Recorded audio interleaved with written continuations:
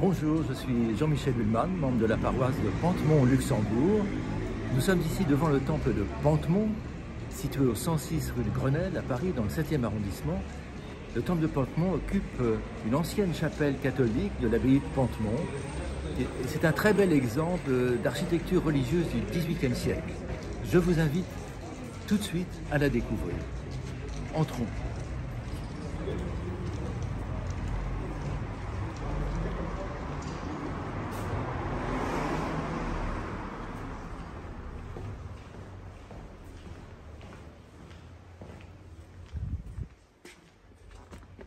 Voilà, nous sommes ici à l'intérieur et ce qui frappe quand on entre dans le temple de Pantemont, c'est d'abord sa lumière qui vient de cette majestueuse coupole que vous voyez là, très lumineuse, très claire, pas de vitraux, des vitres.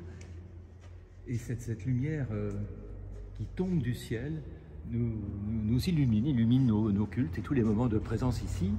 Voilà, vous serez peut-être frappé par le nom des évangiles Saint-Luc, Saint-Marc, Saint-Matthieu, Saint-Jean. Pourquoi des saints alors qu'on est dans un temple protestant? Ça, vous le saurez en visitant le temple de Pantemont, mais c'est parce que, en vérité, c'était une ancienne chapelle catholique et que, par respect pour les anciens occupants, nous avons maintenu cette appellation. Ici, à droite, au-dessus de la chaire, le buffet d'orgue, très beaux orgues, un instrument Cavaillé-Coll qui a été restauré récemment et qui est célèbre à Paris pour la qualité de son son. Il y a, bien sûr, il nous accompagne à tous les cultes du dimanche matin à 10h30, mais aussi pour à l'occasion de très nombreux concerts qui ont lieu ici toute l'année.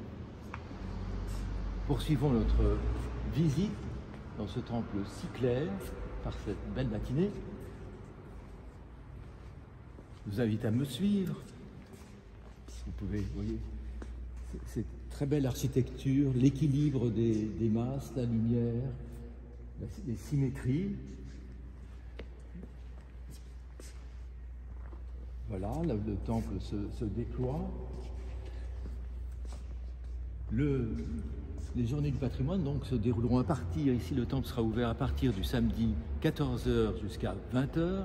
Vous serez accueillis par des guides qui pourront vous commenter, vous expliquer et répondre à toutes vos questions concernant l'architecture, mais aussi l'histoire de ce bâtiment, mais également naturellement l'histoire du protestantisme.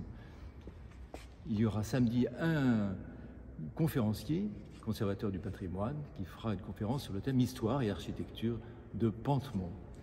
Au programme également une exposition de peinture du peintre Siloé, cet peintre qui se situe entre abstraction et figuration, a choisi pour thème l'art pour le dire, L-E majuscule, le Notre Seigneur, Jésus, et qui évoque quelques grands chapitres de la vie de Jésus, de la Bible, avec la rencontre de Marie et de sa cousine Élisabeth, la flagellation, la nativité, la tentation du Christ, et d'autres chapitres, au fond, le linceul du vivant.